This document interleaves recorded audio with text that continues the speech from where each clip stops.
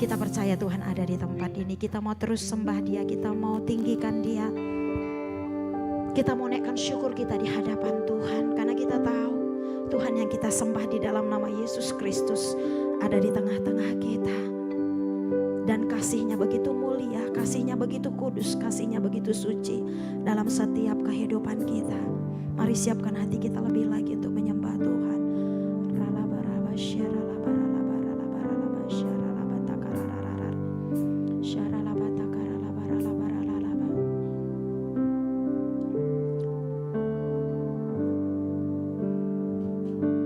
Si Tuhan sungguh mulia,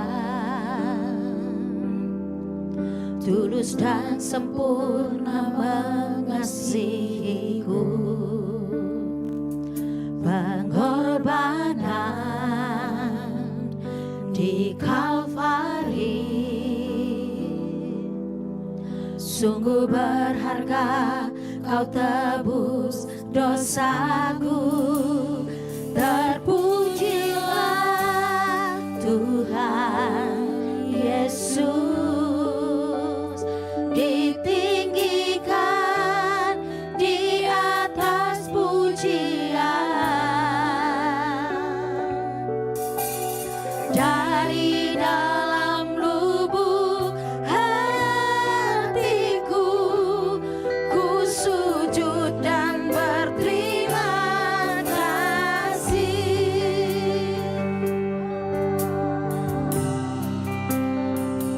Kasih Tuhan Tak bersyarat, tak bersyarat, tak seperti cinta yang ada di dunia. selalu memberi. Selalu memberi lebih dari yang layak ku terima di hidupku. Terpujilah Tuhan Yesus, ditinggikan di atas pujian. Dari dalam lubuk hati kami Tuhan, Dari dalam lubuk hatiku, ku sujud dan berterima kasih. Terpujilah Tuhan Yesus, Kau ditinggikan di atas pujian kami Tuhan. ditinggikan di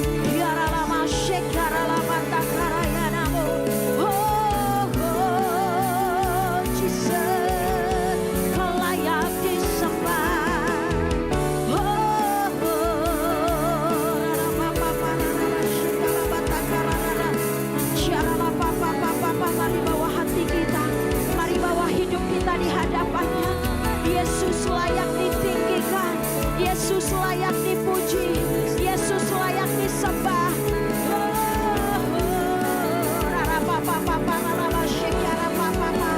Hanya nama Yesus yang layak ditinggikan, hanya nama Yesus yang layak diagungkan.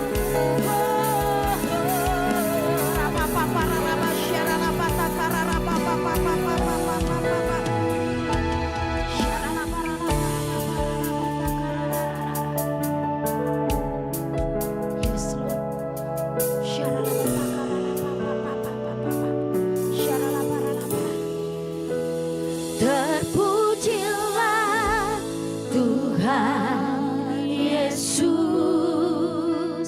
ditinggikan di atas pujian. Dari dalam lubuk hatiku, ku sujud dan berterima kasih. Mari angkat kedua tangan kita sama-sama katakan, terpujilah Engkau Tuhan Yesus.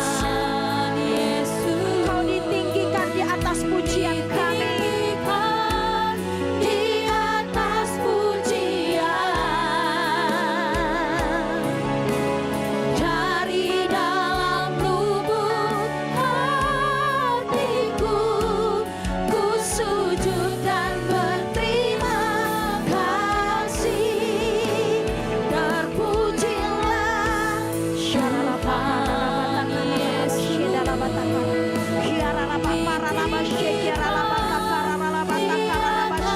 Tuhan Yesus.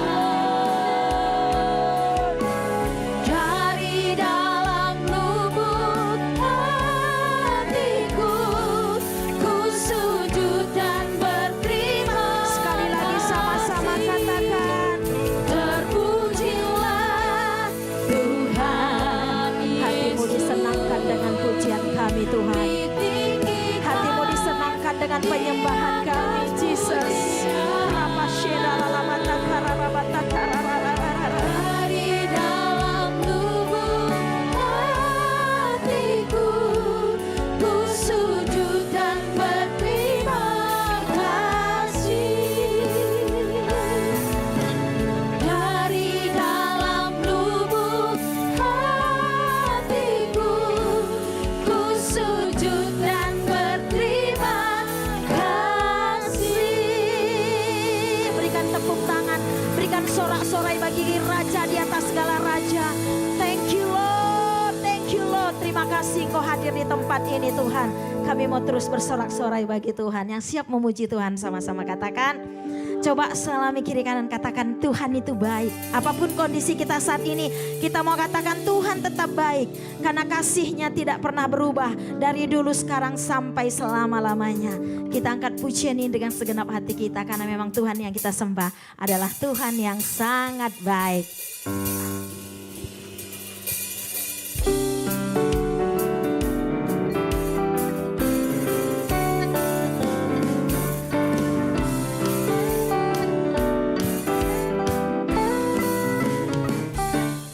Allah itu baik, sungguh baik bagiku. Ditunjukkannya kasih setianya. Amin. Dia menyediakan yang ku perlukan, menyatakan kebaikan, menyatakan kebaikan, menyatakan kebaikannya padaku. Dari hati kita katakan,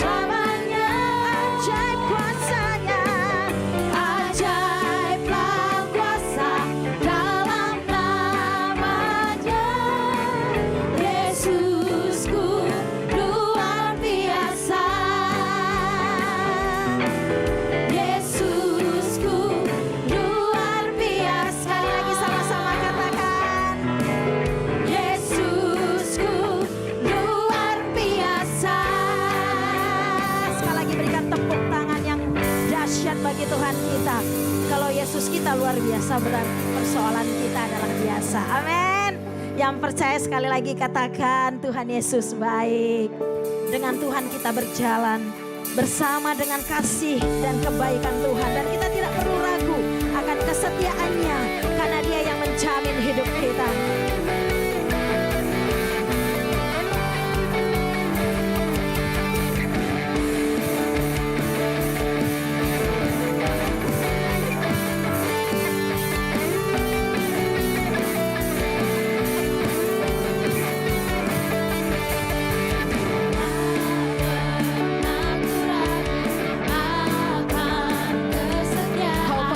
Kami Tuhan, Kau pegang hidupku. amin. Sepenuh jiwaku, ku yakin dan percaya Kau tuntun langkahku. Yesus, Kaulah Raja dalam hidupku, berkuasa berjaya untuk selamanya. Hanya Kau Tuhan, sumber kekuatan, kuasa-Mu tercurah bagiku senantiasa. Denganmu Tuhan, kami akan berjalan. Ku kan berjalan dari kemuliaan sampai kemuliaan selamanya. Kita tidak akan pernah ragu akan kasih setia Tuhan dalam setiap kehidupan kita, karena Dia yang pegang hidup kita dari sekarang sampai selama-lamanya. Tak pernah ku ragu akan kesetiaan-Mu. Kau pegang hidupku. Amin. Sepenuh jiwaku, ku yakin dan percaya Kau tuntun langkahku. Amin. Yesus, Kaulah Raja dalam hidupku, berkuasa berjaya untuk selamanya. Hanya Kau Tuhan, sumber kekuatan, kuasa-Mu tercurah bagiku senantiasa. Denganmu Tuhan, ku kan berjalan dari kemuliaan sampai kemuliaan selamanya. Sama-sama katakan haleluya. Kalau kita berjalan bersama dengan Tuhan, tidak ada yang perlu kita takuti. Kaulah Raja dalam hidupku, berkuasa berjaya untuk selamanya. Yesus, Kaulah Raja dalam hidupku, berkuasa berjaya untuk selamanya. Hanya Kau Tuhan, sumber kekuatan, kuasa-Mu tercurah bagiku senantiasa. Denganmu Tuhan, Berjalan, Tuhan akan membawa kita dari satu kemuliaan kepada kemuliaan selama-lamanya. sampai kemuliaan. Hanya Kau Tuhan, sumber kekuatan, kuasa-Mu tercurah bagiku senantiasa. Denganmu Tuhan, ku kan berjalan dari kemuliaan sampai kemuliaan selamanya. Terpujilah Engkau Tuhan, Engkau yang memegang kami senantiasa, dan kami akan terus berjalan dari kemuliaan sampai selama-lamanya. Sekali lagi berikan tepuk tangan bagi Tuhan dan sorakan haleluya. Tuhan Yesus sangat dahsyat. Silakan duduk Bapak Ibu. Kadang sering kali kita tidak melihat bahwa Tuhan senantiasa menolong kita. Bahkan mungkin ketika kita berdoa, kadang kita merasa Tuhan tak mendengar doa kita. Padahal Tuhan melakukannya dengan caranya yang dahsyat, dengan yang luar biasa. Mari kita renungkan pujian ini. Biarlah pujian ini menjadi iman bagi kita, bahwa dalam setiap saat berkali-kali Tuhan senantiasa menolong kita.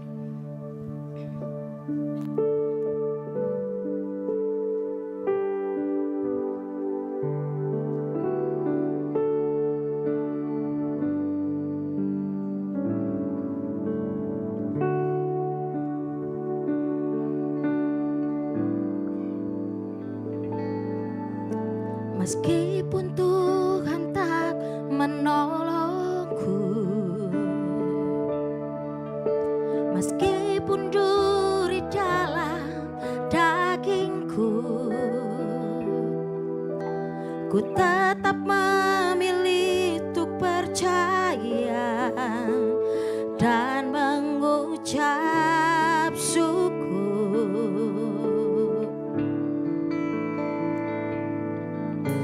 Meskipun doaku tak terjawab, meskipun hatiku habis lenyap, ku tetap memilih untuk percaya dan mengucap syukur. Katakan, berkali-kali Tuhan menolong kita. Berkali-kali Kau menolong,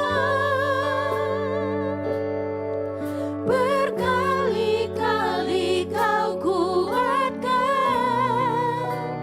Dalam rasa sakit Engkau ada, Yesus setia. Berkali-kali Kau menolong kami Tuhan. Berkali-kali Kau menolong, berkali-kali Kau kuatkan.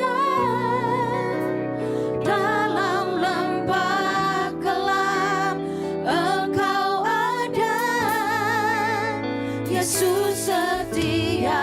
Mari sama-sama kita bangkit berdiri. Biarlah pujian ini menguatkan kita. Meskipun Tuhan tak menolongku, meskipun duri dalam dagingku, ku tetap memilih untuk percaya dan mengucap syukur. Mungkin seringkali doa kita belum Tuhan jawab. Meskipun doaku tak terjawab, meskipun hatiku habis lenyap, ku tetap memilih untuk percaya dan mengucap. Mari angkat kedua tangan kita. Berkali-kali Kau menolong, berkali-kali Kau kuatkan. Dalam rasa sakit Engkau ada, Yesus setia. Berkali-kali Kau menolong kami Tuhan. Berkali-kali Kau kuatkan kami dalam setiap apapun Tuhan. Berkali-kali Kau kuatkan. Dalam lembah kelam Engkau ada, Yesus setia. Saya rindu jemaat Tuhan saja yang bernyanyi. Mari keraskan suaramu. Berkali Engkau dengar Tuhan seruan jemaatmu yang ada di tempat ini Tuhan. Karena berkali-kali Engkau menolong setiap hamba-hambamu Tuhan. Selalu ada jalan keluar yang Tuhan berikan bagi setiap kami. Syarala baralaba syarala papa papa papa parabatakar. Dengan segenap hatimu katakan,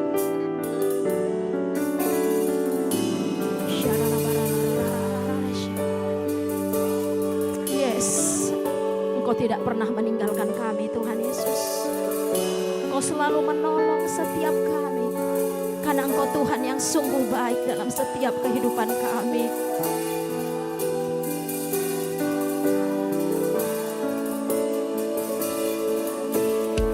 Ini iman percaya kami Tuhan. Berkali-kali Kau menolong, berkali-kali Kau kuatkan. Dalam rasa sakit Engkau ada, Yesus setia.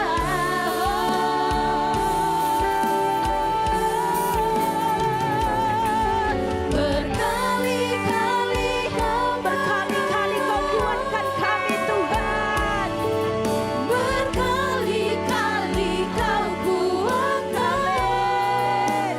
Dalam lembah gelap Engkau ada, Yesus setia. Sekali lagi sama-sama katakan dengan iman percayamu. Berkali-kali Kau menolong, berkali-kali Kau Dalam rasa sakit Engkau berikan kami pertolongan Tuhan. rasa sakit Engkau ada, Yesus setia.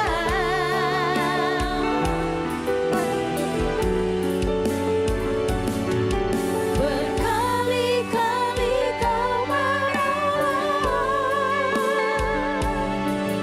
berkali-kali Kau kuatkan. Dalam lembah gelap Engkau ada, Yesus setia. Dalam lembah gelap Engkau ada Tuhan Yesus. Dalam lembah gelap Engkau ada, Yesus setia. Dalam lembah gelap Engkau ada. Dalam lembah gelap Engkau ada, Yesus setia.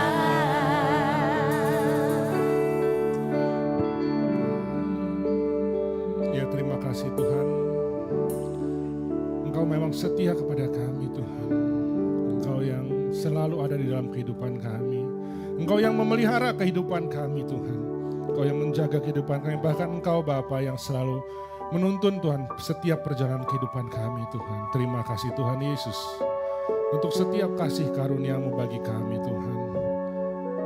Biarlah kami makin hari makin mengenal Engkau Tuhan. Menjadi duta-duta-Mu Tuhan.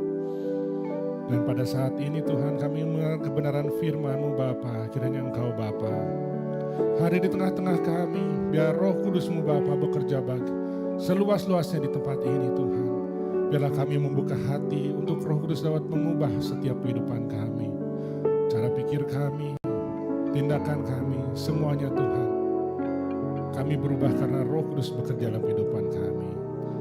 Kau tutup bungkus kami semua dengan kuasa darah-Mu Bapa. Biarlah setiap firman yang ditabur tidak kembali dengan sia-sia.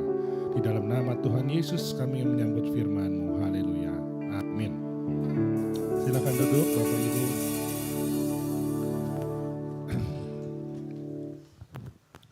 Ya, pagi ini saya ingin membahas tentang influencer. Kita sering dengar sih kata-kata influencer. Banyak orang sekarang di Instagram, di TikTok itu bilang saya ini influencer. Apa sih sebenarnya influencer? Katanya kerjaan yang begitu banyak digandrungi, terutama oleh generasi-generasi muda. Banyak yang ngaku saya influencer. Nah, apa sih influencer itu? Nah, influencer tuh dari kata influence yang artinya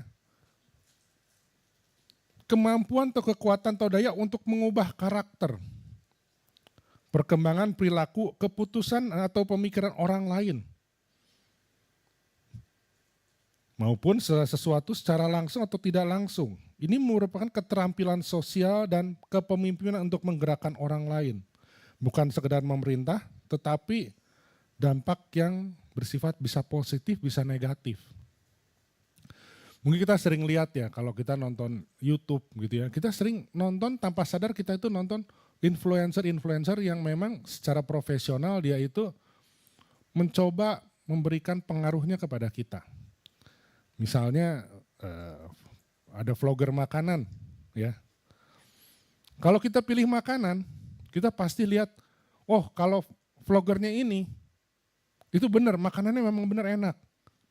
Kalau dia tampilkan di acara, kita akan coba gitu loh. Ya. Yang kita tadinya nggak tahu, kita mau coba. Kenapa? Karena dia punya kemampuan untuk mengubah mindset kita. Ya. Oh, yang tadinya kita nggak tahu, kita berani coba. Kenapa? Karena ada yang menginfluence, mempengaruhi kehidupan kita. Nah,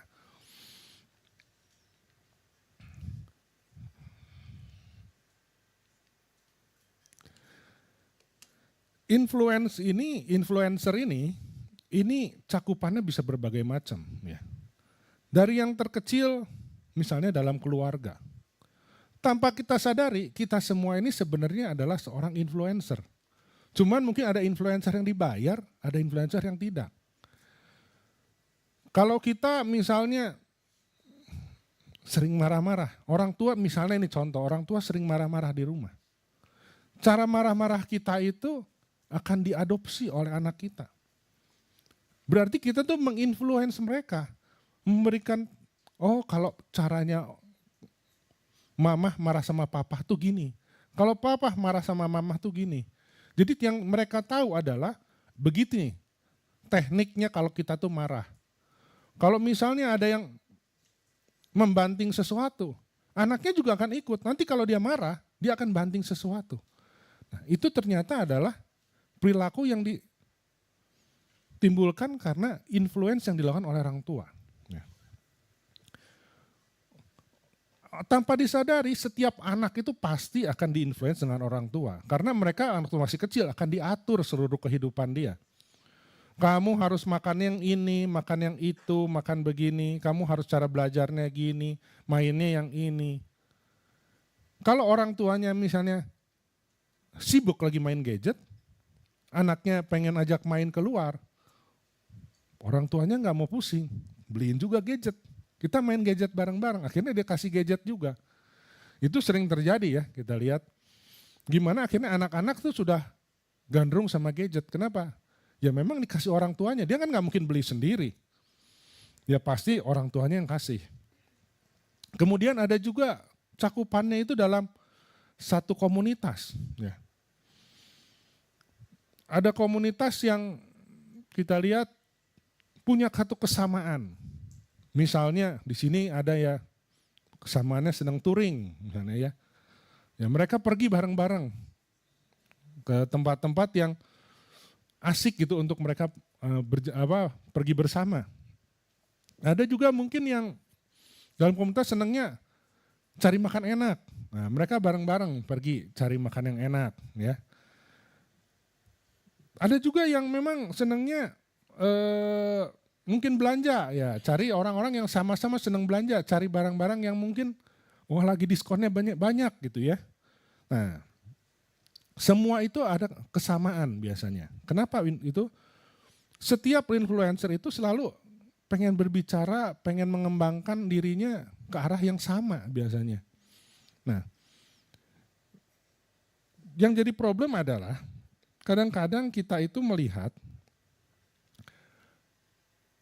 ada orang-orang yang menampilkan kehidupan itu tidak sesuai dengan sebenarnya. Kita kemarin karena pernah ada kira-kira beberapa tahun lalu ada masalah tentang robot trading lah ya, mungkin binomo lah. Bagaimana orang-orang itu di-influence supaya orang-orang ini ikutan trading walaupun mereka nggak ngerti. Pokoknya katanya bisa untung begini, akhirnya mereka ikut dan kejeblos. Nah, ternyata influencer ini punya dampak memang tadi bisa positif, bisa negatif. Kalau yang sama-sama mungkin senengannya kita sama-sama mungkin menggali sesuatu, hal-hal yang penting, itu bisa positif. Tetapi kalau yang seperti ini akhirnya negatif.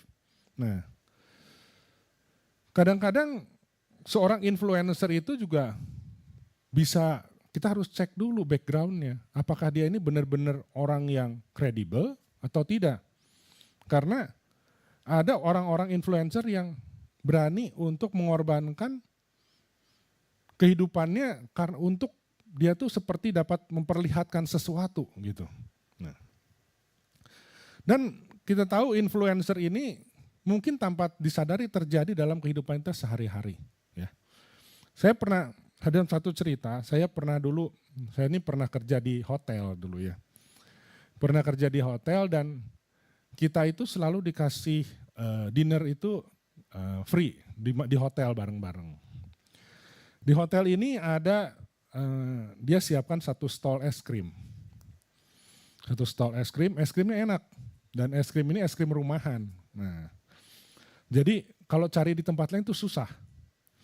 Terus semua orang itu rata-rata kalau ambil es krim itu pakai kon, karena disiapkan kon di sebelahnya itu ya. Semua ambil satu-satu sedikit pakai kon. Saya ini waktu itu, wah ini es krim kan enak ya, rasanya ada 4 gitu ya. Kalau satu kon kan ngabisin kita ya, karena kita ini kerja juga di situ, sayanglah konnya ya, saya ambil mangkok. Ambilnya agak banyak jadinya ya, kita ambil mangkok, isi 4 scoop gitu ya, agak penuh gitu ya. Tanpa disadari, kebetulan waktu itu ada grup dari Bandung. Ada grup dari Bandung pergi juga ke hotel itu. Tanpa disadari saya ambil itu. Yang sebelumnya tidak ada tuh yang pakai mangkok. Setelah itu banyak yang pakai mangkok. Ternyata saya menginfluence mereka untuk kalau ngambil tuh yang banyak pakai mangkok gitu loh. Ya, nah, ternyata hidup kita itu tanpa disadari, kita itu dilihat orang untuk menginfluence banyak orang. Nah, kita lihat ya kalau misalnya di gereja, kita juga sama. Kita tuh menginfluence setiap orang. Misalkan ada yang, ini nggak maksud menyinggung ya, ini contoh aja ya. Misalnya ada yang kalau lagi ibadah, dia asik main gadget.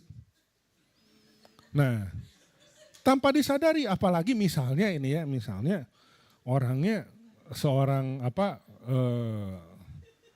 penatua misalnya gitu ya, atau saya gitu ya main gadget, hayalah misalnya main gadget. Mungkin dari orang-orang langsung lihat, gembala oke gitu, kalau lagi kayak khotbah main gadget gitu ya. Nah, itu bikin gimana ya, memberikan contoh kok yang tidak baik gitu ya. Saya bilang sehingga mempengaruhi jemaat juga. Nah,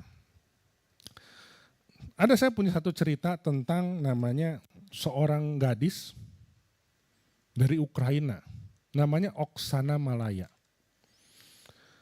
Oksana Malaya ini adalah seorang gadis yang aslinya lahir dengan biasa-biasa saja, normal. Ya. Kemudian pada umur 3 tahun, anak ini nggak diurus. Anaknya tidak diurus, bapaknya ini seorang pemabuk. Nah, karena nggak diurus, di sana itu ini dia gadis dari Ukraina. Di sana tuh udaranya dingin. Sehingga untuk survival, bertahan hidup, dia tuh harus cari yang hangat. Sedangkan bapaknya ini nggak mengurus dia, sehingga dia hidup dengan anjing. Dalam kandang anjing dia masuk tidur di sana, karena hangat. Dan ternyata dia diam di sana kurang lebih kalau tidak salah 5 tahun atau 8 tahun. Dan setelah itu dia keluar, ditemukan oleh orang, gaya hidupnya adalah seperti anjing. Bagaimana dia cara berkomunikasi, dia menggonggong. Dia cara berjalan juga merangkak seperti anjing. Ternyata kita lihat kalau seseorang itu hidupnya bergaul dengan komunitas yang salah, nanti akan ikut salah. Mereka tuh akan terbawa arusnya untuk menjadi sama seperti komunitas itu. Makanya penting kita untuk memilih satu komunitas yang benar supaya kita itu hidupnya arahnya juga ke bawah benar. Mungkin kalau ada 10 orang yang hidupnya benar, tiba-tiba ada yang masih ngaco satu. Yang satu ini akan terinfluence supaya hidupnya menjadi benar. Itulah gunanya kita punya komunitas untuk membuat orang lain, kita membawa orang lain tuh ke dalam Tuhan. Nah, apa sih yang dilakukan oleh seorang influencer? Ya, nah, dalam Matius 5 ayat 14 dan 16. Kamu adalah terang dunia. Kota yang terletak di atas gunung tidak mungkin tersembunyi. Demikianlah hendaknya terangmu bercahaya di depan orang supaya mereka melihat perbuatanmu yang baik dan yang memuliakan Bapamu di surga.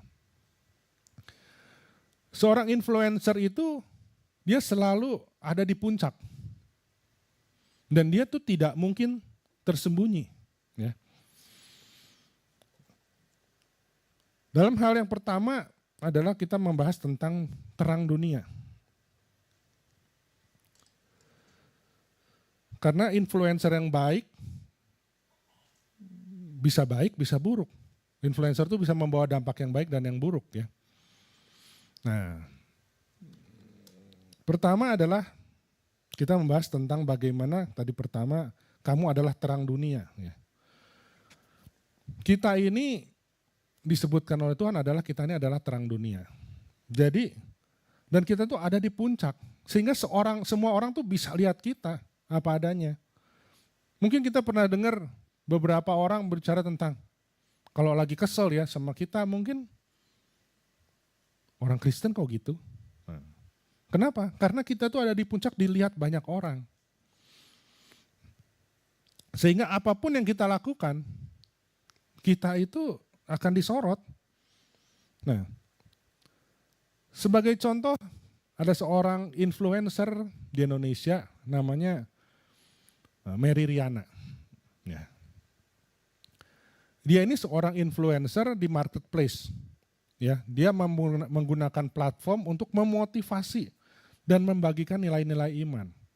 Jadi walaupun dia ini platformnya bawahnya di platform sekuler, tetapi dia memberikan satu coba nilai-nilai iman di dalam setiap motivasinya.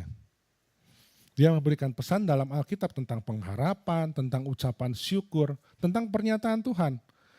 Sehingga tanpa disadari, pada saat orang sedang membutuhkan motivasi, dia tuh mengenal, oh ternyata ada Tuhan yang bisa memberikan kita pengharapan.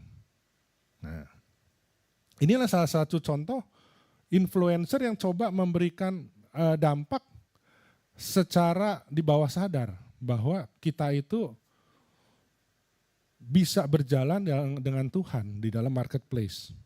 Nah, dia itu bisa menjembatani antara kebutuhan spiritual, antara dunia yang keras dengan kebutuhan kita secara pribadi kepada Tuhan. Ya. Untuk kita tetap berjalan di dalam iman, di dalam kehidupan kita. Ya. Yang kedua adalah tentang tadi di situ kita baca tentang kota yang hendaklah terangmu bercahaya. Nah, terang yang bercahaya itu berbicara tentang hasil, buah. Pada saat kamu menginfluence orang, apakah buahnya baik atau tidak? Nah, kita bisa lihat semua itu nggak bisa secara instan, tetapi pada saat kita itu sekian lama kita lihat jalan hidup seseorang, kita akan lihat buahnya itu berhasil atau tidak. Nah, saya cari satu contoh, ada satu contoh namanya dari keluarga David Green. Ya. Dia ini pemilik jaringan retail Hobby Lobby. Ya. Nah, dia menggunakan prinsip-prinsip Alkitabiah di dalam menjalankan bisnisnya. Ya. Dia ini kalau hari Minggu, Mungkin kalau bilang hari Minggu itu kan banyak orang berbelanja karena dia nggak punya kegiatan, dia punya free time. Tetapi dia bilang hari Minggu dia tutup. Bukan karena dia tidak perlu omset, tetapi dia ingin memberikan keluarga daripada karyawannya itu satu kesempatan untuk beribadah, untuk bermain bersama keluarganya. Dan mereka juga menyumbangkan sebagian dari hasilnya untuk penginjilan global. Ya. Nah, tetapi kita lihat usahanya juga baik-baik, usahanya terus berkembang. Dan kita lihat bahwa pengaruhnya ini menunjukkan ya bahwa dia ini tidak semata-mata mengejar keuntungan finansial. Tujuan finansial bukanlah tujuan akhir di dalam apa yang dia lakukan, tetapi bisnisnya adalah untuk memuliakan Tuhan. Nah, ini juga menginfluence banyak orang supaya ternyata bisnis dan Tuhan itu bisa berjalan saling mendukung. Kita bisa lihat bagaimana Tuhan bekerja di dalam kehidupan kita di marketplace. Yang ketiga, tadi kita bicara tentang supaya orang melihat perbuatanmu yang baik dan memuliakan Bapamu di surga. Tentang hasilnya harus memuliakan Bapa di surga. Gimana sih cara memuliakan Bapa di surga adalah, pertama adalah tentang fokusnya. Pada saat kita menginfluence, melakukan sesuatu, fokusnya adalah kepada Bapa di surga. Ya. Setiap kerja influencer itu, kita lihat apakah Bapa dimuliakan dengan pekerjaan dia. Nah,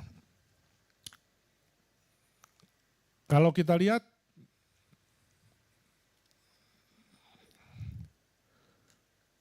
Yesus Kristus adalah salah satu bukti nyata bagaimana dia seorang pribadi yang menginfluence begitu banyak orang. Kita semua ini adalah hasil influence Yesus. Bagaimana dia memberikan satu contoh yang nyata dalam kehidupannya. Dia ini seorang yang taat kepada dan fokus kepada Bapa. Kita tahu waktu di Taman Getsemani, Yesus penuh dengan kekhawatiran, penuh dengan ketakutan. Tetapi apa yang dia lakukan adalah dia fokus kepada Bapa, dia berdoa minta kekuatan dan dia fokus kepada tujuan Bapa. Dia bilang, walau Tuhan lakukan cawan ini daripadaku, tetapi bukan kehendakku yang terjadi, melainkan kehendakmu. Dia tetap fokus kepada tujuan dari Bapa. Itulah yang membuat dia tetap bisa berhasil sampai saat ini dan menginfluence banyak kita semua bahwa dia adalah pribadi yang begitu mengasihi kita. Kita lihat dari seluruh perjanjian baru adalah tentang bagaimana kasih Bapa itu mengalir di dalam kehidupan kita. Walaupun kalau dibilang dia tidak sekedar menginfluence tetapi melakukan satu tindakan yang memang harus dilakukan untuk menyelamatkan kita.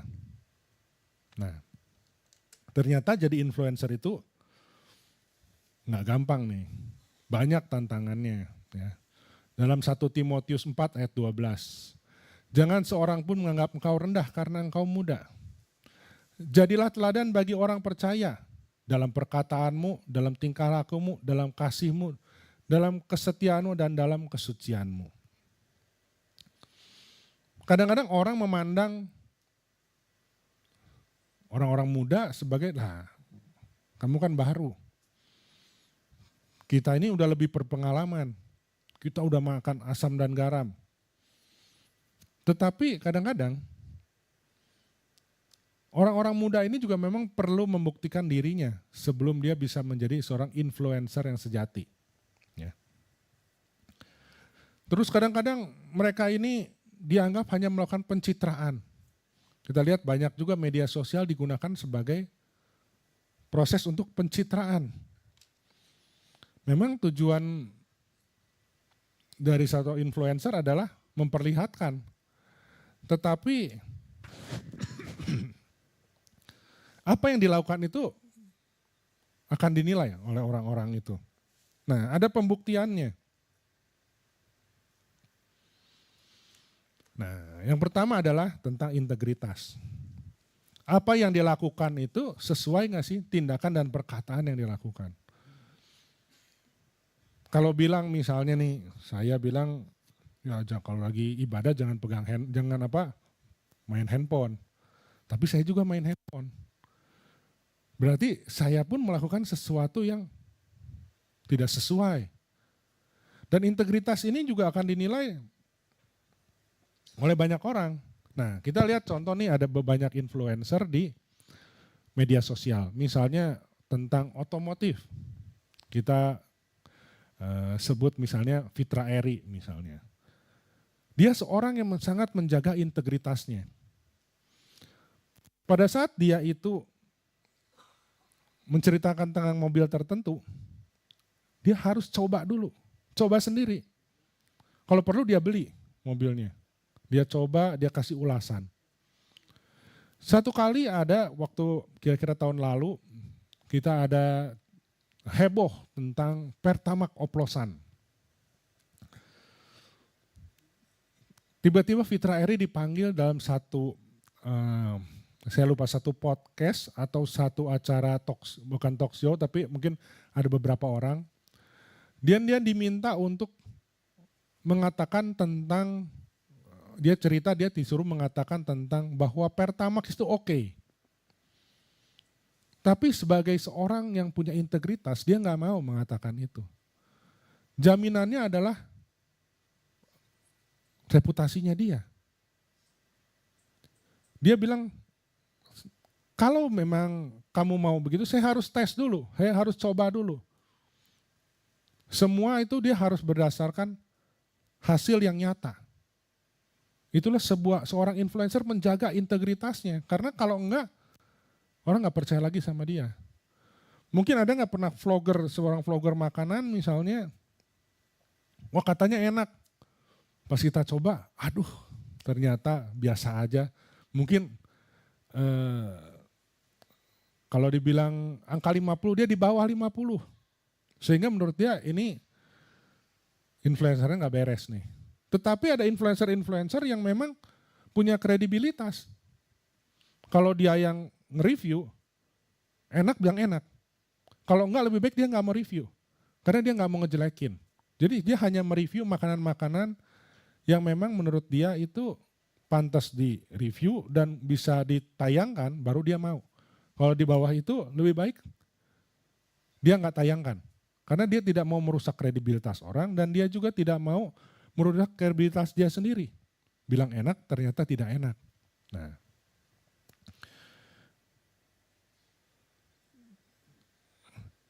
kita bisa lihat dalam diri kalau di Alkitab itu ada Yusuf. Bagaimana dari seorang budak yang dijual oleh saudara-saudaranya menjadi penguasa. Kenapa dia bisa begitu? Karena dia menjaga integritasnya. Waktu dia dirayu oleh Tante Potifar, dia tetap punya satu integritas bahwa dia tetap harus menjaga kekudusannya. Ini yang saya bilang kalau nilai seseorang itu memang sangat dinilai dari integritasnya. Ada seorang dokter. Seorang dokter ini, dia seorang dokter spesialis. Kalau spesialis itu kalau dibilang mungkin seperti S2, dia ini spesialisnya udah yang lebih khusus lagi.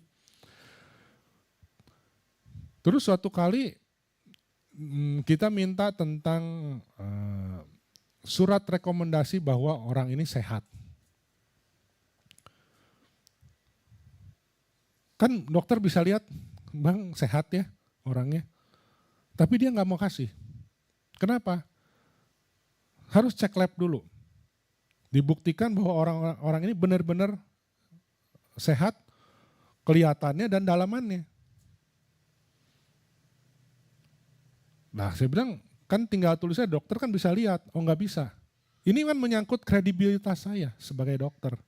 Dokter yang kalau dibilang mungkin guru besar ya, lebih ke guru besar. Jadi sehingga dia itu menolak itu. Kalau mau minta dari saya, harus mengikuti prosedur yang saya lakukan, harus tes lab dulu. Kalau oke, baru saya kasih surat. Jadi sampai sebegitunya karena orang menjaga kredibilitas. Nah, dan setiap orang itu melakukannya bukan berdasarkan keuntungan finansial. Kita lihat banyak vlogger makanan pengen tempat makan tuh pengen laku, dia sewa vlogger makanan, dia bayar supaya tempatnya direview dan bilang reviewnya bagus-bagus aja. Seorang yang punya kredibilitas, dia tidak mau. Saya punya teman, saya tanya, asik dong sekarang istrinya jadi vlogger makanan. Ya dia bilang secara ini kalau kita udah terjun di dalam satu pekerjaan itu nggak bisa. Nggak, ya asik sih asik tapi nggak seasik seperti kita seperti hobi. Karena banyak orang yang dia bilang pengen minta di review tetapi bayarnya maksa. Maksa itu maksudnya walaupun makanannya nggak enak, tolong kamu bikin review yang bagus-bagus aja, yang enak semua. Dia bilang, ya saya mah coba dulu. Kalau misalnya benar-benar memang layak untuk saya terbitkan, saya terbitkan. Kalau enggak, lebih baik saya kembaliin uangnya, saya nggak mau. Seorang yang kredibilitas itu tidak mencari keuntungan pribadi. Tapi benar-benar murni pada apa yang dia percayai. Nah, yang ketiga adalah melakukan itu dengan setia. Dilakukan dengan konsisten. Saya punya teman satu hari cerita tentang bagaimana dia kalau lagi pergi di jalan, dia suka kasih ada orang minta-minta, dia suka kasih uang. Dan dia kasih uangnya tuh, dia orangnya terbuka, dia cerita, wah saya kalau kasih uang sengaja, kalau kasih 5.000 teh, ada yang minta-minta kasih 5.000 teh sengaja tololkan 5.000-nya gitu ya, atau 10.000 sengaja dilihatin gitu ya, supaya orang ngelihat gitu ya. Tetapi orang yang setia itu adalah orang yang memberikannya itu, ya nggak perlu tahu lah, pokoknya dia melakukan dengan senyap-senyap dan dilakukan secara konsisten. Misalkan ada di suatu supermarket, misalnya kita jalan sendirian di satu lorong, kita senggol nggak sengaja jatuh. Aduh, mungkin ada orang yang, biarin aja, nanti juga ada orang yang beresin, biarin aja. Tetapi ada orang yang punya konsisten, nggak ada yang lihat pun dia harus bereskan, karena itu tanggung jawab dia. Ini orang yang melakukan dengan konsisten. Nggak harus ada orang yang lihat, tetapi dia melakukan karena memang ingin menolong. Ingin melakukan tanggung jawab dia. Nah yang terakhir adalah tentang menjaga hati. Melakukan ini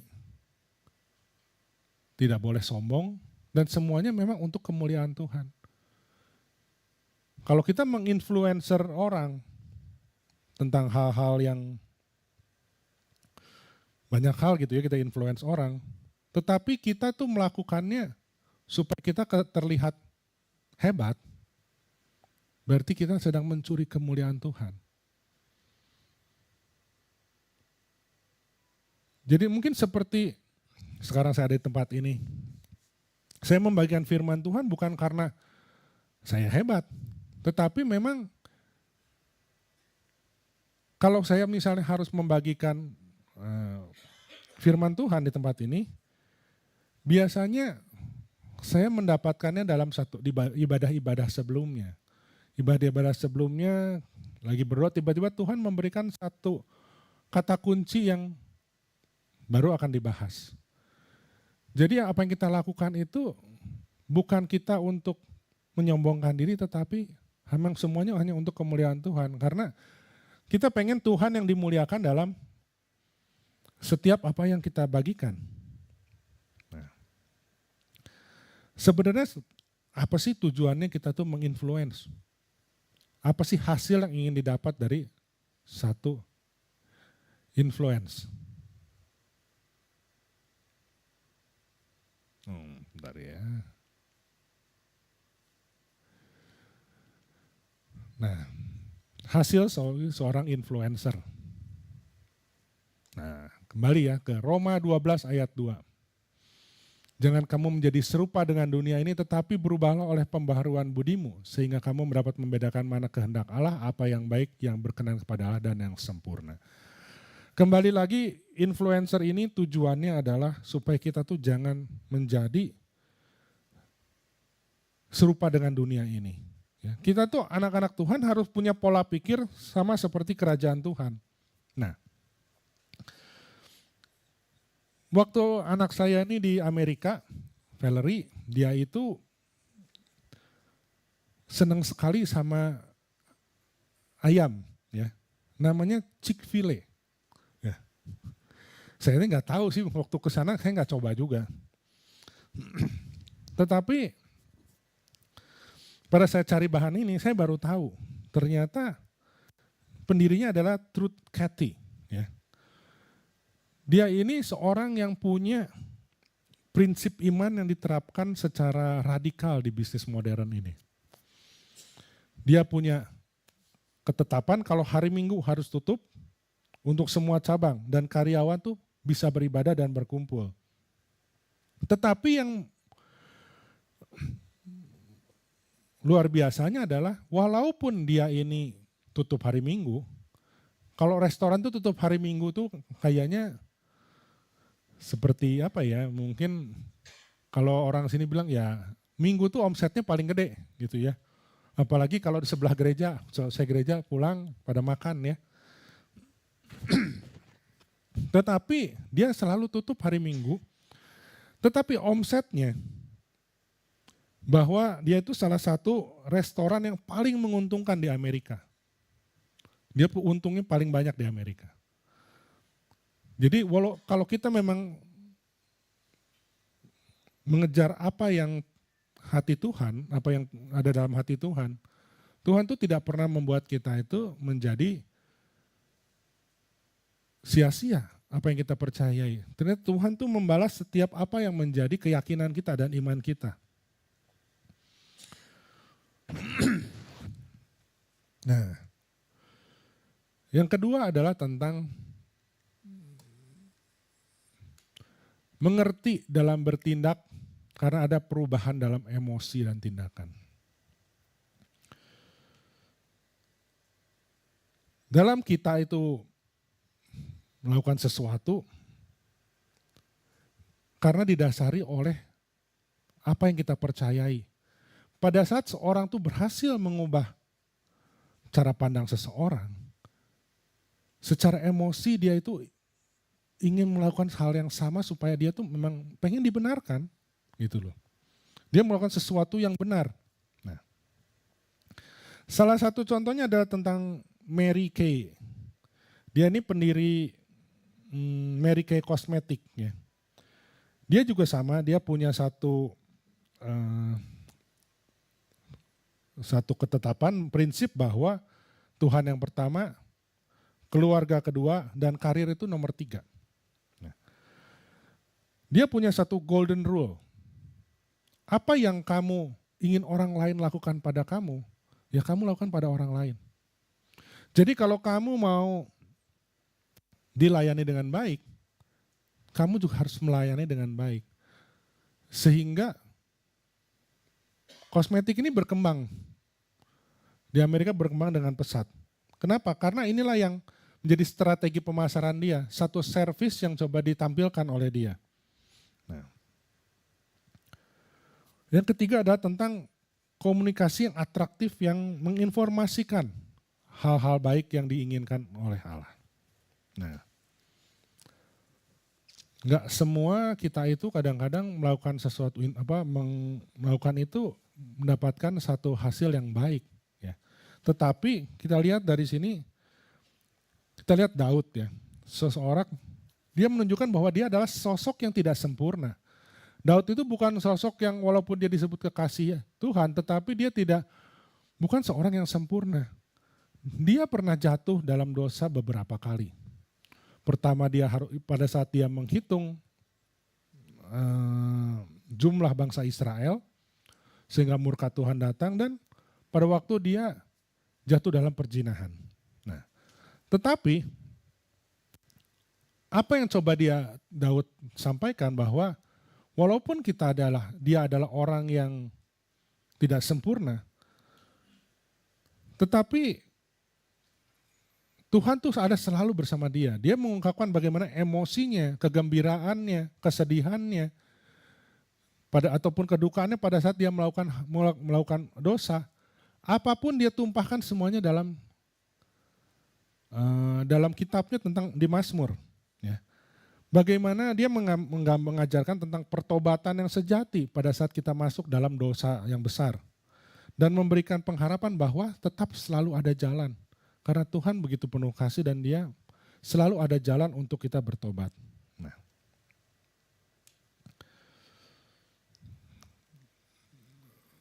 tujuan akhir dari influencer adalah perubahan yang terjadi pada pribadi seorang, ada pertobatan dalam kehidupannya, berubah karakternya menjadi serupa dengan Kristus. Ya. Karena kita tahu kita itu wajib hidup serupa dengan Kristus. Dan yang terakhir, kita ini kan semua adalah influencer. Kita sadari atau tidak kita sadari, mungkin saja yang secara profesional jadi influencer, ada juga yang tanpa sadari kita itu adalah influencer. Tetapi sebelum kita menjadi influencer untuk Tuhan, ada beberapa hal yang kita harus pahami. Misalkan saya ini mau memperkenalkan misalnya kita sebut misalnya seorang influencer vlogger makanan, Next Carlos misalnya. Dia mau menceritakan tentang satu restoran. Dia harus makan dulu di sana. Maksudnya apa? Untuk mengenal siapa pemiliknya, gimana dia menjalankan bisnisnya, makanannya enak enggak, kebersihannya bagaimana. Sama seperti pada saat kita ingin menjadi influencer Tuhan, memperkenalkan Tuhan, yang pertama kita tuh harus mengenal Tuhan terlebih dahulu. Kalau kita nggak kenal apa yang kita sampaikan, bagaimana kita mau memberitakan tentang dia? Adalah satu hal yang mungkin wajib kita lakukan sebelum kita menginfluence adalah pengenalan akan Tuhan. Pada saat kita menginfluencer juga, yang harus kita perhatikan adalah, ini balik lagi Next Carlos nih. Kira-kira yang dipromosikan itu siapa sih? Kitanya atau Tuhannya? Next Carlos itu mempromosikan dia atau makanannya. Fokusnya harus jelas. Kalau dia mempromosikan makanannya, yang dia tonjolkan adalah makanannya. Dia hanyalah seorang yang tester, dia hanya seorang yang coba memberikan kesaksian. Tetapi banyak orang yang coba menginfluence orang dan memberikan bahwa dia loh orangnya. Itu adalah mencuri kemuliaan Tuhan. Ya. Untuk itu, untuk kita bisa menjadi influencer bagi Tuhan, yang pertama adalah berikan waktu berkomunikasi dengan Tuhan. Supaya kita makin kenal. Kalau kita tidak kenal Tuhan, kita nggak bisa mempromosikan dia. Terus kita juga harus mengerti cara Tuhan bertindak. Bagaimana cara Tuhan bekerja dalam kehidupan kita. Dari mana? Ya kita mesti belajar tentang firman Tuhan. Kita baca tentang firman Tuhan. Supaya kita tahu kemana sih kalau kita itu mau melangkah, kira-kira Tuhan seneng gak kalau saya melakukan ini? Kira-kira Tuhan dimuliakan atau tidak ini? Dan yang ketiga, yang terakhir adalah mengalami Tuhan. Hidup kita ini sebagai contoh. Kalau dulunya kita, misalnya nih yang suka naik motor, misalnya, dulunya kebut-kebutan. Atau orang suka kalau malam suka pergi ke bar. Kemudian setelah dia ada perjumpaan dengan Tuhan, dia berubah hidupnya. Dia membuat hidupnya lebih baik. Dia suka menolong orang. Dia tidak lagi mabuk-mabukan. Dia kalau nyetir di jalanan lebih sopan. Orang melihat dalam kehidupan kita bahwa ada satu pertobatan dalam kehidupan kita. Itulah tindakan nyata yang akan dilakukan sebelum kita menjadi influencer bagi Tuhan. Jadi mari kita menjadi influencer bagi Tuhan karena kita semua adalah influencer. Ya, mari kita berdoa. Bapak, kami mengucap syukur, terima kasih Bapak untuk setiap kasih anugerah-Mu bagi kami Tuhan. Terima kasih Tuhan untuk setiap kasih karunia-Mu. Bagaimana pemeliharaan Engkau di dalam kehidupan kami Tuhan. Biarlah kami semua Tuhan menjadi terang dimanapun kami berada. Kami dapat menyinari Tuhan tempat-tempat yang masih dalam kegelapan dengan sinar daripada Engkau Tuhan. Biarlah kami Tuhan dapat menjadi influencer, menginfluence banyak orang tentang kebaikan-Mu Tuhan. Tentang karya-Mu di dalam kehidupan kami. Bagaimana Engkau mengubah kehidupan kami yang makin hari Tuhan harus menjadi serupa dengan Engkau Tuhan. Terima kasih Tuhan Yesus. Kami tahu untuk menjadi serupa dengan Engkau ada hal yang mustahil bagi diri kami Tuhan. Tetapi Engkau Tuhan yang menyanggupkan bagi kami. Biar Roh Kudus-Mu bekerja di dalam diri kami, membuat makin hari kami serupa dengan Engkau. Terima kasih Bapa. Kami persilahkan Roh Kudus-Mu Bapa bekerja dalam kehidupan kami. Terima kasih di dalam nama Yesus, mengucap syukur dan berdoa. Amin. Puji Tuhan, sekali lagi berikan tepuk tangan dan kemuliaan bagi Tuhan. Kita bersyukur kita sudah mendengarkan firman Tuhan. Terima kasih untuk hambanya Pastor Martinus yang sudah memberkati kita. Saatnya kita akan memberikan persembahan. Sebelumnya kita satukan hati kita. Mari sama-sama kita berdoa. Kembali kami mengucap syukur Tuhan untuk kasih-Mu yang begitu luar biasa dalam setiap kehidupan kami. Dan sebentar kami mau memberikan yang terbaik bagi Tuhan. Karena Engkau sudah memberikan yang terbaik, yaitu anak-Mu sendiri bagi kami. Biarlah hati yang penuh dengan sukacita dan sukarela kami memberikan yang terbaik bagi Tuhan. Berkati juga Tuhan untuk persembahan ini supaya ini boleh memperluas kerajaan-Mu terlebih bagi jemaat BCV Vetra yang ada di tempat ini. Terpujilah Engkau Tuhan, di dalam nama Yesus kami mau berikan bagi Tuhan. Haleluya. Amin. Silakan memberikan yang terbaik. Kita mau katakan Allah itu baik dalam setiap kehidupan kita. Karena Dia senantiasa memberkati kita dengan kasih-Nya yang begitu dahsyat. Yang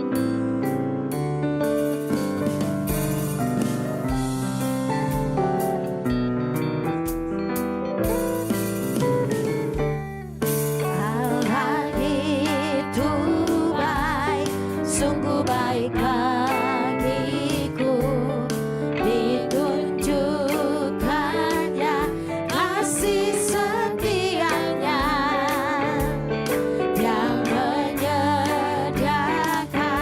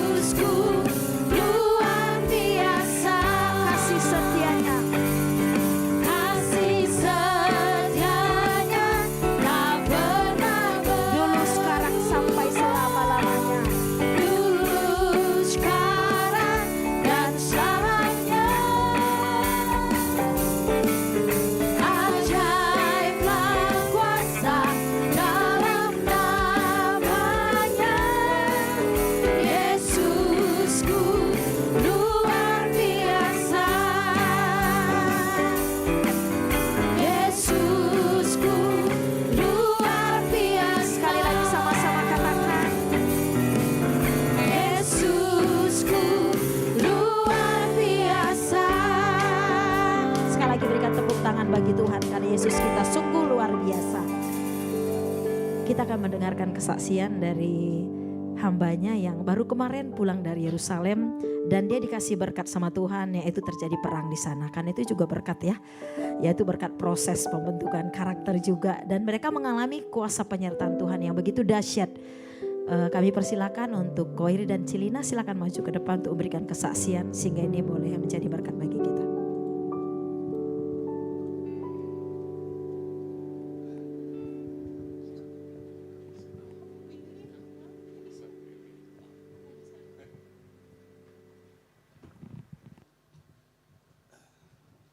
Shalom, shalom, puji Tuhan.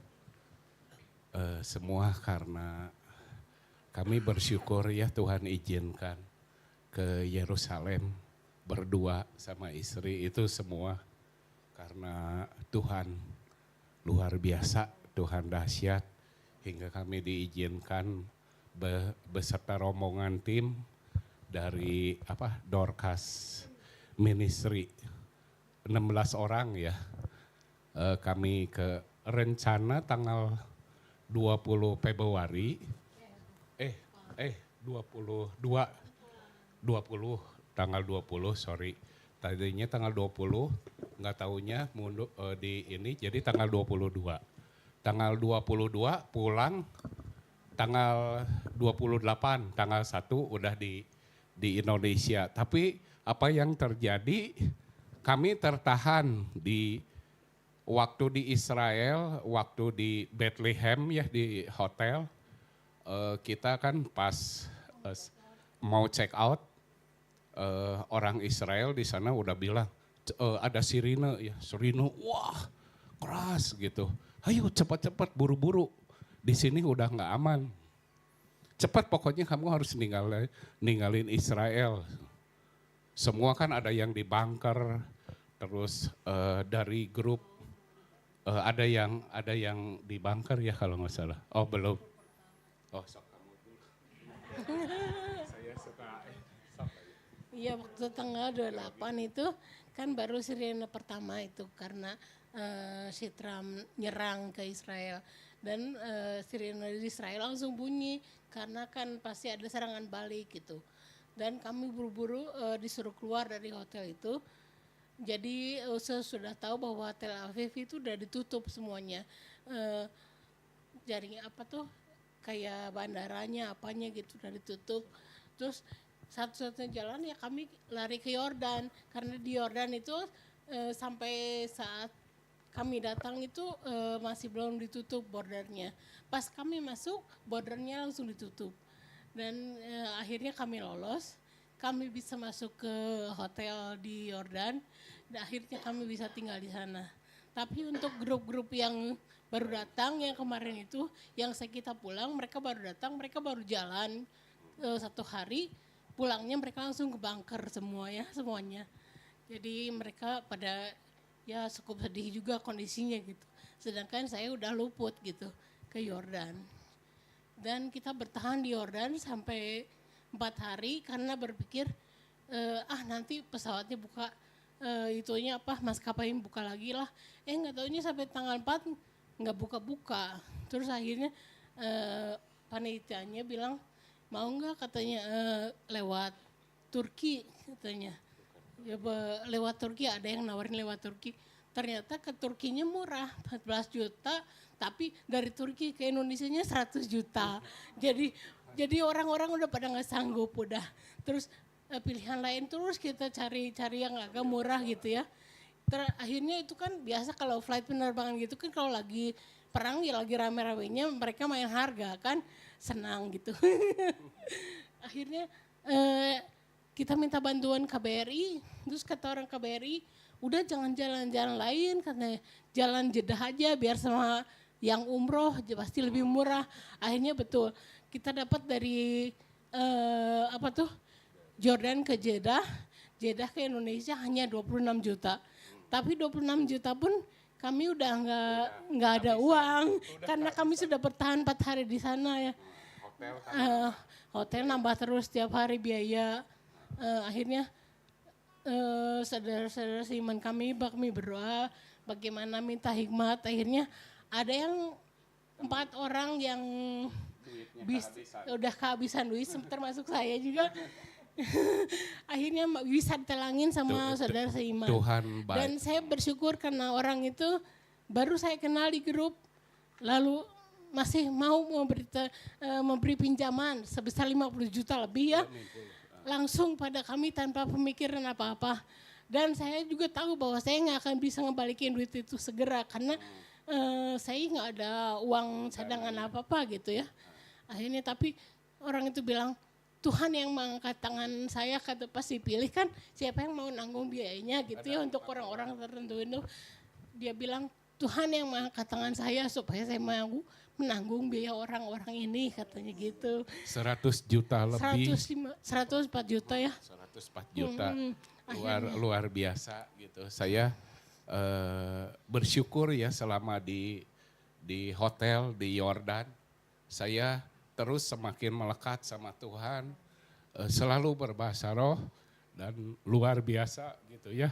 Ketika kita bergaul karib dengan Tuhan, saya waktu berdoa, waktu itu berbahasa roh, saya berdoa, tanggal 5 kata saya, Tuhan saya pasti pulang. Terus ketika saya berdoa ada gambar 5 gitu, ngebayang, terus hilang. Oh iya Tuhan. Terus Tuhan ngingatin, jangan takut, aku sekali-kali tidak akan meninggalkan kamu dan tidak akan membiarkan kamu. Itu saya pegang. Dan benar terbukti tanggal 5 kita pulang. Tuhan ajaib. Ya, itu semua karena kebaikan Tuhan dan kemurahan Tuhan luar biasa. Yang saya mau sampaikan di sini, jadi kebaikan Tuhan yang saya rasakan, saya semakin iman saya dan istri saya kuat, semakin lebih kuat, lebih dibentuk lagi karakter saya, lebih mendekat lagi sama Tuhan dan semakin lebih mengenal lagi dengan Tuhan. Itu yang saya mau saksikan. Terima kasih Tuhan Yesus. Ya, puji Tuhan, terima kasih. Kak Israel, kalau biasanya langsung angkat tangan, saat ini nggak ada karena memang lagi perang gitu ya. Puji Tuhan, kita sudah diberkati. Saatnya kita akan mendengarkan pengumuman melalui multimedia. Kami persilakan.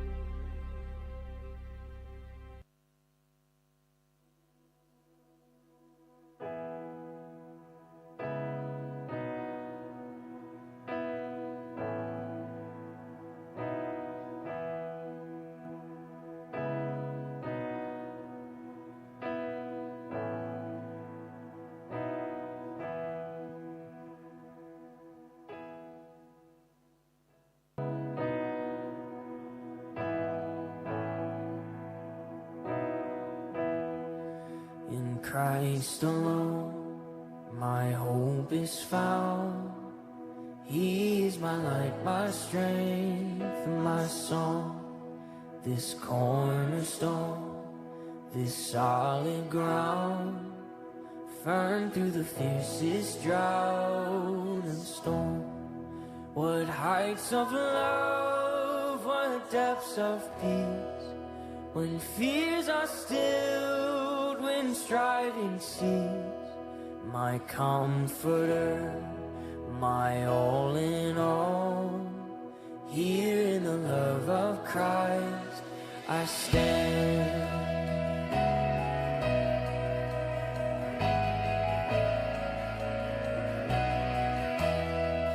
In Christ alone, who took on flesh, fullness of God in helpless babe. This gift of love and righteousness, scorned by the ones he came to save. Till on that cross as Jesus died, the wrath of God was satisfied. Kita akan masuk di dalam doa syafaat. Saya undang semua jemaat Tuhan untuk bangkit berdiri, dan untuk yang memimpin doa syafaat, untuk Pak Hama saya persilakan.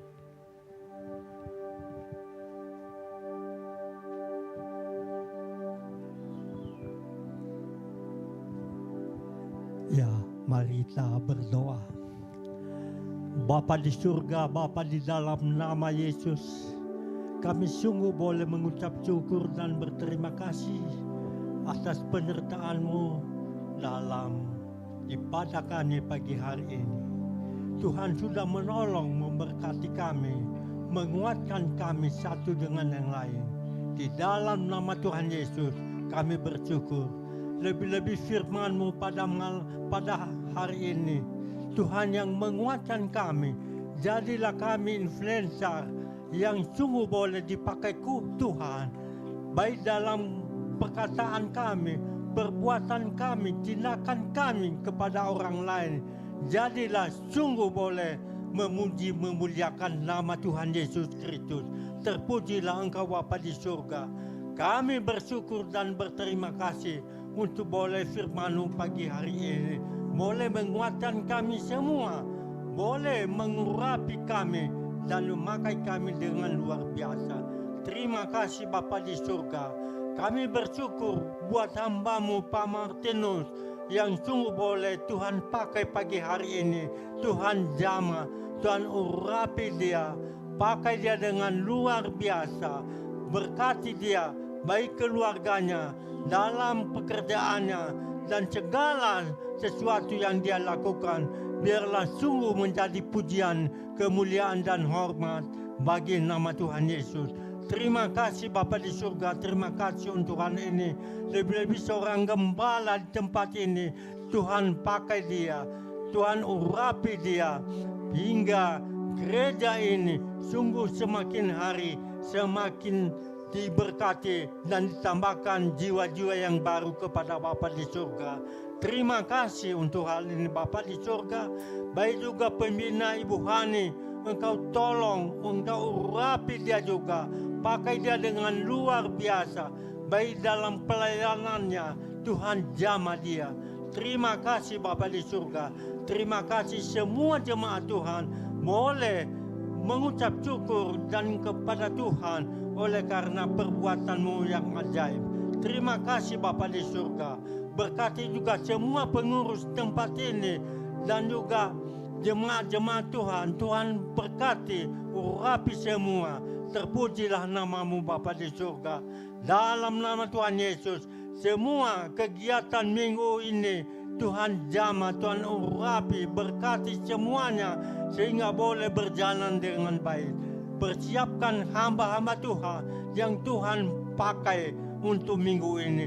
Terima kasih Bapa di surga, terima kasih. Terpujilah nama-Mu Bapa di surga.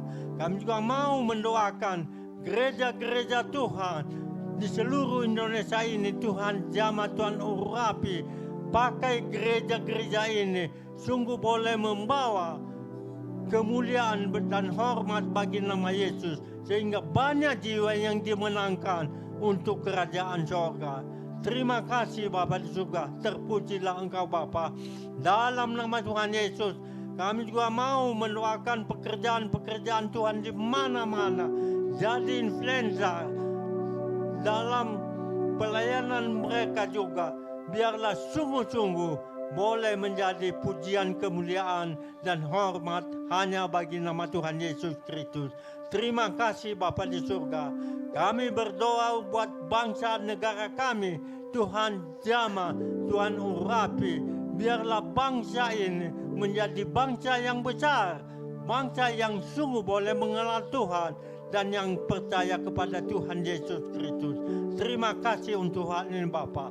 Baik Presiden, Wakil Presiden, para Menteri, para DPR, MPR, para Gubernur, Bupati, Wali Kota, dan Kepala Desa seluruh Indonesia.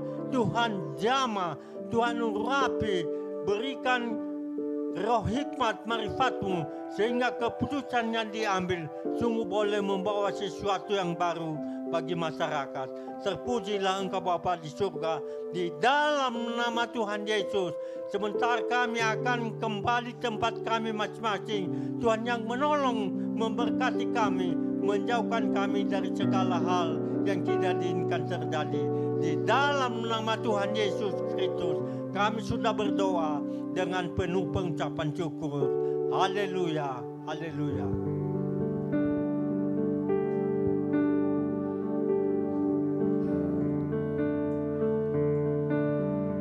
Mari jemaat Tuhan, kita arahkan hati kita kepada Tuhan.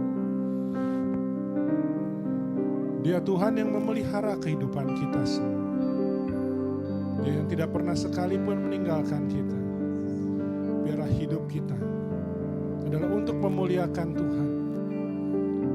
Diberkatilah setiap pekerjaan, usaha, dan pelayanan kita. Biarlah Tuhan bekerja dan membuatnya berhasil. Tuhan memberikan perlindungan yang sempurna dalam kesehatan kita, keamanan kita. Biarlah damai sejahtera, sukacita yang Tuhan berikan melimpah selalu dalam kehidupan kita dari sekarang dan sampai selama-lamanya. Mari semua yang percaya dan telah menerima berkat sama-sama kita katakan.